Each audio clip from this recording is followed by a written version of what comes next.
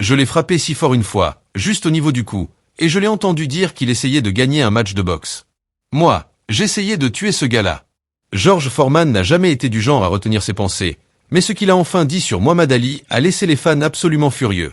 Pendant des décennies, Foreman a parlé en bien de son rival légendaire, louant le talent, le cœur et l'inoubliable Rumble in the Jungle d'Ali. Mais maintenant, dans un revirement choquant, il s'est exprimé d'une manière que personne n'avait vu venir, révélant quelque chose de si étrange que même les passionnés de boxe de longue date peinent à y croire. Qu'est-ce que Foreman a bien pu dire pour susciter une telle indignation parmi les fans?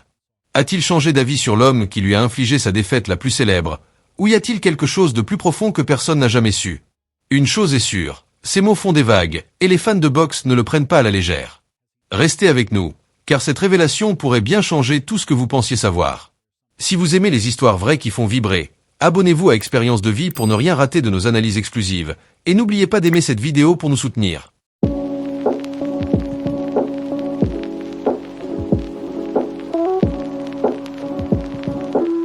Le Rumble in the Jungle, un combat qui a secoué le monde. Peu de combats dans l'histoire de la boxe portent le poids du Rumble in the Jungle, qui s'est tenu le 30 octobre 1974 à Kinshasa, au Zaïre, aujourd'hui la République démocratique du Congo. Ce n'était pas juste un combat pour le titre de champion, c'était un spectacle, un moment culturel et un affrontement qui définirait deux des figures les plus dominantes du sport, Muhammad Ali et George Foreman. À l'époque, Foreman était le champion poids lourd en titre, un homme craint dans tout le monde de la boxe. Il était plus jeune, plus fort et semblait invincible, ayant détruit des légendes comme Joe Frazier et Ken Norton, qui avaient tous deux donné du fil à retordre à Ali. Foreman entrait dans le combat en tant que grand favori. La plupart des experts pensaient qu'Ali n'avait aucune chance. Il était dépassé, disait-il, et il n'avait pas la puissance pour résister aux coups dévastateurs de Foreman. Certains craignaient même pour la sécurité d'Ali. Mais Ali n'a jamais suivi le script. Dès la première cloche, Ali fit quelque chose que personne n'attendait. Il s'appuya contre les cordes et laissa Foreman le frapper. Coup après coup, Foreman lança ses puissants coups légendaires, martelant le corps d'Ali. La foule, dont une grande partie soutenait Ali, regardait avec stupeur. Ali était-il fou? Avait-il mal calculé? Foreman était connu pour terminer les combats d'un seul coup, pourtant Ali semblait inviter l'assaut. C'était la naissance de la stratégie désormais célèbre d'Ali, le rope-a-dope. Au lieu de se battre pied à pied avec Foreman, Ali absorbait les punitions, permettant à Foreman de s'épuiser lui-même. Et avec chaque coup tonitruant, Foreman dépensait de plus en plus d'énergie. Ce que le champion ne réalisait pas, c'est qu'Ali ne faisait pas que survivre, il étudiait. Il écoutait le rythme des coups de Foreman, sentait la puissance derrière eux, et attendait le moment parfait pour contre-attaquer. Puis, au 8e round, ce moment arriva. Au moment où le combat atteignit le 8e round, Foreman était épuisé. L'énergie qu'il avait autrefois rendue terrifiant dans le ring le trahissait maintenant. Ali, encore frais, vit son ouverture. Avec une soudaine explosion de vitesse, Ali quitta les cordes et déchaîna une rafale de coups précis. Foreman, étourdi et chancelant, ne put rien faire tandis qu'Ali délivrait la combinaison finale. Et puis, dans un moment qui serait rejoué pour des générations, Foreman s'effondra sur le tapis. Le monde retint son souffle. Le champion invincible, l'homme qui avait écrasé ses adversaires, était au sol et il ne se relevait pas. L'arbitre le compta, et Muhammad Ali, contre toute attente, avait reconquis le titre des poids lourds. Mais à quel prix? Foreman allait bientôt découvrir à quel point les choses pouvaient devenir folles. La controverse qui a hanté Foreman pendant des années. La victoire de Muhammad Ali sur George Foreman lors du Rumble in the Jungle n'était pas juste une victoire, c'était un moment décisif dans l'histoire du sport. Le monde a regardé avec admiration tandis qu'Ali, l'outsider supposé, défiait les pronostics et reconquérait son titre. Mais tandis que des millions célébraient, tout le monde n'était pas satisfait. Pendant des années, le Rumble in the Jungle a été entouré de controverses, beaucoup se demandant si Foreman n'avait pas été saboté injustement. Le débat ne porte pas seulement sur le combat lui-même, mais sur tout ce qui l'a précédé, des conditions du ring à la bataille psychologique menée bien avant le premier coup. L'un des sujets les plus débattus autour du combat est la surface du ring. Foreman a longtemps maintenu que le tapis à Kinshasa était inhabituellement mou, rendant presque impossible de planter ses pieds et de libérer toute sa puissance de frappe. Pour comprendre pourquoi cela importait tant, il faut savoir ce qui rendait Foreman si dangereux en premier lieu. Il n'était pas juste un frappeur dur, il était un puncher dévastateur. Sa puissance de KO venait de sa capacité à planter ses pieds, à transférer son poids et à propulser ses coups avec toute sa force. Mais à Kinshasa, Foreman affirma que la douceur du tapis lui vola cet avantage. Il révéla plus tard que lorsqu'il monta sur le ring cette nuit-là, quelque chose clochait. La surface n'était pas aussi ferme qu'il en avait l'habitude, et il lutta pour obtenir une assise solide. À ses yeux, ce n'était pas un accident, c'était intentionnel. Il savait que si je ne pouvais pas poser mes pieds correctement, je ne pouvais pas générer ma puissance, a dit Foreman des années plus tard. J'avais l'impression de me battre dans des sables mouvants. Cette théorie a été un sujet de débat parmi les historiens de la boxe. Certains croient que Foreman cherchait simplement des excuses, tandis que d'autres soutiennent que les conditions ont effectivement joué un rôle dans sa défaite. À ce jour, personne ne sait avec certitude si le tapis a été altéré pour ralentir Foreman, mais les soupçons n'ont jamais disparu. Une autre controverse majeure entoure le compte de l'arbitre. Lorsque Foreman toucha le tapis au 8e round après avoir absorbé une combinaison brutale d'Ali, Foreman s'effondra, épuisé et étourdi. L'arbitre Hack Clayton commença son compte, mais Foreman a toujours affirmé que le compte était trop rapide, qu'il n'avait pas eu une chance équitable de se remettre et de se relever. Les analystes de boxe ont examiné les images du combat pendant des décennies, essayant de déterminer si Foreman avait raison. Certains conviennent que le compte était rapide, arguant que si Clayton avait compté plus lentement, Foreman aurait pu continuer. D'autres croient que Foreman était simplement trop fatigué, que même avec des secondes supplémentaires, il n'aurait pas survécu à un autre round. Peu importe de quel côté on se place, une chose est certaine, Foreman n'a jamais oublié ce moment. Cela l'a hanté pendant des années, rendant difficile pour lui d'accepter la défaite. J'ai toujours pensé, si seulement j'avais eu quelques secondes de plus, a admis Foreman. Je n'étais pas KO, j'étais épuisé. Et peut-être, juste peut-être, si j'avais eu un peu plus de temps, les choses auraient pu se passer différemment. Mais peut-être que le coup le plus dévastateur que Foreman ait subi n'était pas un coup de poing, c'était les mots d'Ali. Dès que le combat fut annoncé, Ali passa à l'attaque, non pas dans le ring, mais dans l'esprit de Foreman. Il appelait Foreman lent, maladroit, robotique. Il se moquait de son style de combat, le qualifiant d'amateur comparé aux légendes qu'il avait affrontées auparavant. Il affirmait que les adversaires précédents de Foreman avaient été choisis sur mesure et qu'il n'était pas un vrai champion tant qu'il n'avait pas affronté Ali. Foreman, qui avait bâti sa carrière sur l'intimidation, n'était pas habitué à être la cible de jeux d'esprit. Dans tous les combats précédents, c'était lui qui était craint. Sa réputation de destructeur suffisait à briser la plupart de ses adversaires avant même qu'il ne monte sur le ring. Mais Ali, lui, riait de lui. Il faisait des blagues, dansait lors des conférences de presse et agissait comme si le combat n'était qu'une formalité. Et plus Ali le provoquait, plus cela irritait Foreman.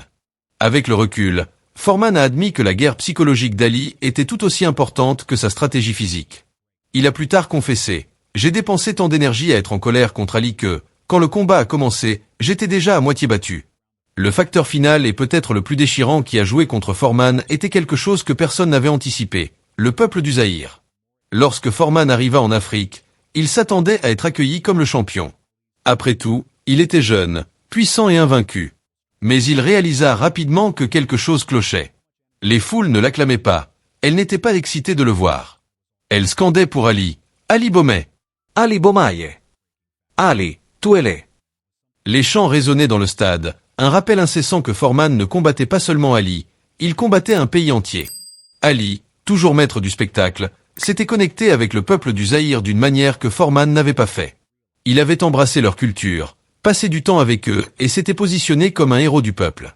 Foreman, en revanche, était vu comme un étranger, une force imposante et distante sans véritable lien avec la communauté locale.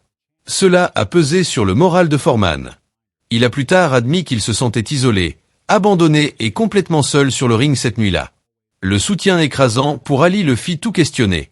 Pour la première fois de ma vie, se rappelait Foreman, je me suis senti comme le méchant.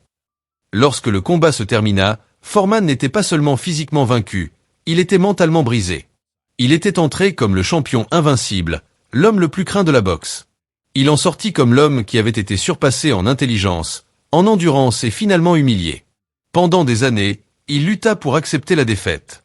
Il se débattait avec la colère, le ressentiment et le doute de soi. Ce n'était pas juste une perte de titre, c'était la perte de l'image qu'il s'était construite.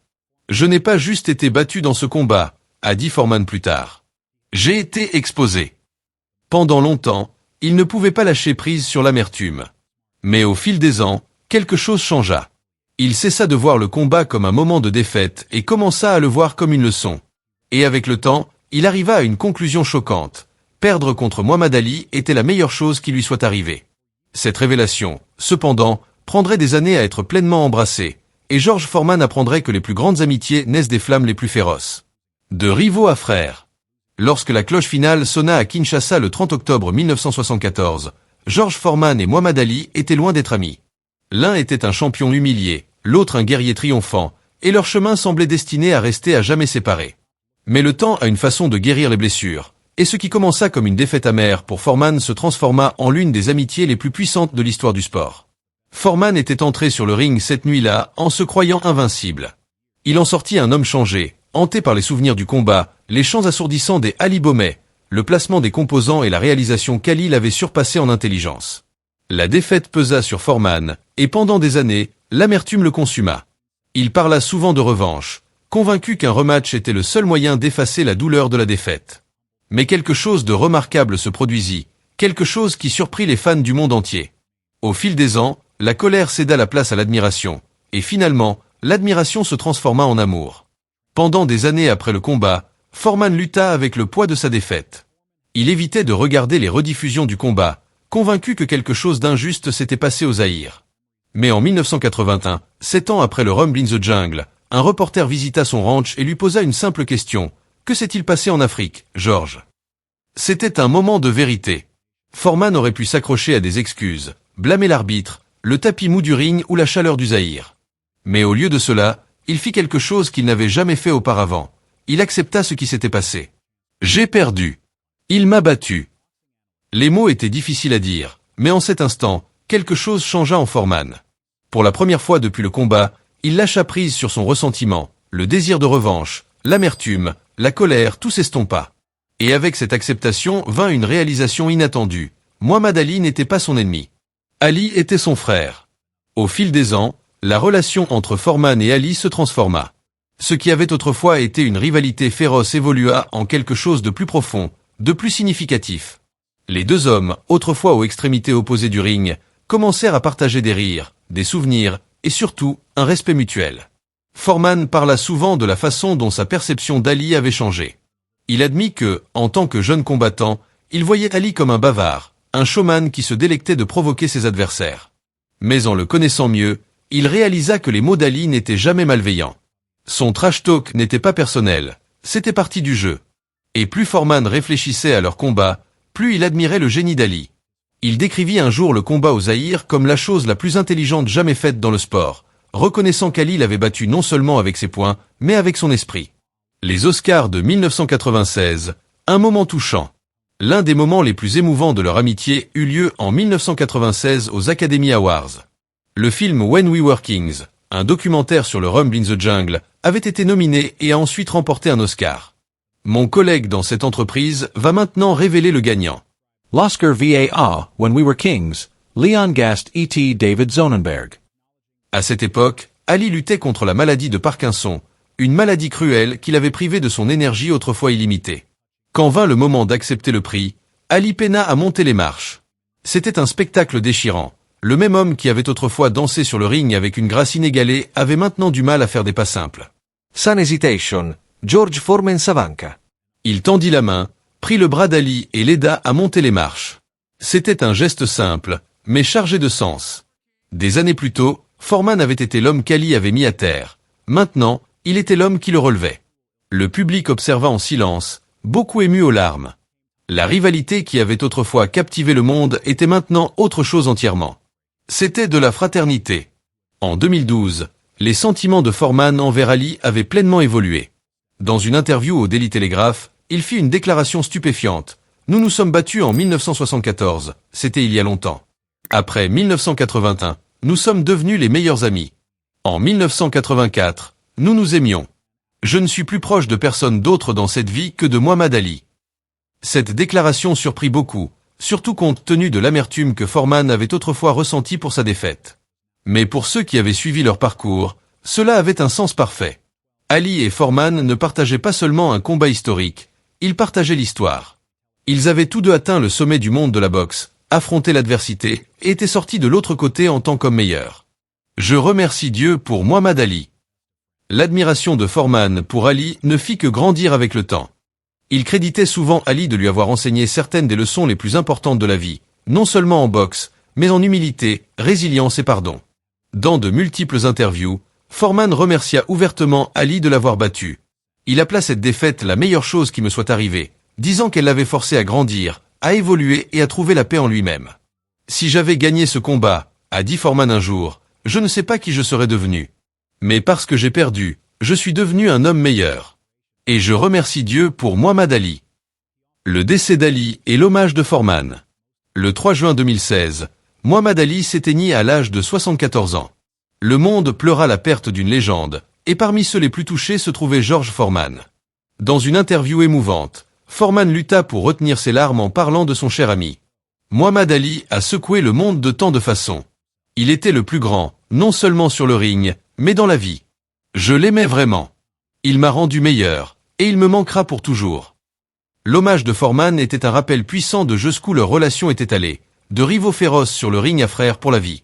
Leur lien était l'un des plus grands exemples de respect et de pardon dans l'histoire du sport. En fin de compte, la relation entre Ali et Foreman était plus que de la boxe. C'était une question de croissance, de rédemption et du pouvoir de l'amitié.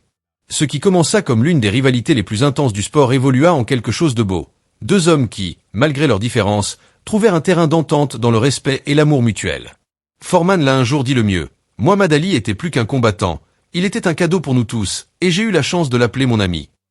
Leur histoire sert de rappel que même les batailles les plus féroces peuvent mener aux amitiés les plus profondes. Et dans le cas de George Foreman et Muhammad Ali, ce qui commença comme un combat pour un titre devint un lien à vie que ni perte, ni victoire, ni le temps ne pourrait jamais effacer. Eh bien, qu'est-ce que Foreman a dit qui a laissé Muhammad Ali et les fans furieux? Attachez vos ceintures, car cela va vous choquer. La confession de George Foreman qui a laissé les fans furieux. Pendant des années, le Rumble in the Jungle fut remembert comme le plus grand triomphe de Muhammad Ali, mais des décennies après cette nuit légendaire au Zaïre, George Foreman fit une révélation qui stupéfia le monde de la boxe et laissa les fans furieux. Foreman admit que lorsqu'il monta sur le ring avec Ali cette nuit-là, il n'avait qu'une chose en tête, Muhammad Ali ne combattrait plus jamais. La déclaration envoya des ondes de choc dans la communauté de la boxe. Foreman avait-il vraiment voulu prendre la vie d'Ali? L'idée d'une intention aussi brutale horrifia beaucoup, mais avant que l'indignation ne s'emballe, Foreman clarifia. Il ne voulait pas littéralement tuer Ali, il voulait le détruire sur le ring, le frapper avec une telle force qu'Ali ne se relèverait jamais. Je voulais le mettre à terre si fort qu'il ne se relèverait jamais, expliqua Foreman plus tard. Je voulais le briser. Mais la façon dont il l'avait initialement formulée, audacieuse, non filtrée, avec une pointe d'arrogance, irrita les fans. Même Muhammad Ali lui-même fut apparemment surpris par la révélation. Certains fans y virent un signe du retour de l'ancienne arrogance de Foreman, un vestige du jeune champion destructeur qui se croyait intouchable. D'autres pensèrent que c'était une bravade inutile, une tentative de réécrire l'histoire et de se faire paraître plus menaçant qu'il ne l'était. Foreman, cependant, ne fuyait pas la vérité. Il reconnaissait qu'à l'époque, il était ivre de sa propre grandeur. Il avait cru au battage médiatique autour de son nom, se croyant invincible. J'étais jeune, fort, et je pensais être invincible, admit-il. J'avais mis KO tous les hommes qu'ils avaient mis en face de moi. Je pensais qu'Ali ne serait pas différent. Mais l'ironie de tout cela, la chose même que Foreman voulait faire à Ali, la destruction complète, était ce que la foule au Zaïre scandait pour qu'Ali fasse à lui. Ali Boumaier. Ali Boumaier. Ce moment devint un cruel coup du sort. Foreman était entré sur le ring en planifiant de démanteler complètement Ali, pour se retrouver à l'extrémité opposée du cri d'une nation entière pour sa propre chute. Et à la fin de ce combat, c'était lui qui était étendu sur le tapis, luttant pour se relever. Avec le recul, Foreman admit que le combat fut un tournant dans sa vie, non seulement en boxe, mais en tout. Il avait été humilié d'une manière qu'il n'avait jamais anticipée, forcé à confronter les limites de sa puissance. Et dans cette humilité, une transformation commença. Au fil du temps, l'amertume et le ressentiment qu'il ressentait après la défaite s'estompèrent, et à leur place, quelque chose de beau grandit, une amitié avec Muhammad Ali qui durerait toute une vie. Les deux guerriers qui s'étaient autrefois tenus de part et d'autre de l'histoire devinrent les amis les plus proches. Ils riaient de leur ancienne rivalité, se remémoraient le combat qui avait changé leur vie à tous deux, et partageaient un respect mutuel qui allait bien au-delà de la boxe. Et peut-être que c'est la vraie histoire du Rumble in the Jungle. Ce n'était pas juste un combat, pas juste une défaite, c'était le début de quelque chose de plus grand, un lien que ni le temps ni la compétition ne pouvaient briser. Mais maintenant, nous vous demandons, que pensez-vous de la révélation de Foreman? Était-ce une confession honnête ou une vantardise inutile? Dites-nous vos pensées dans les commentaires ci-dessous.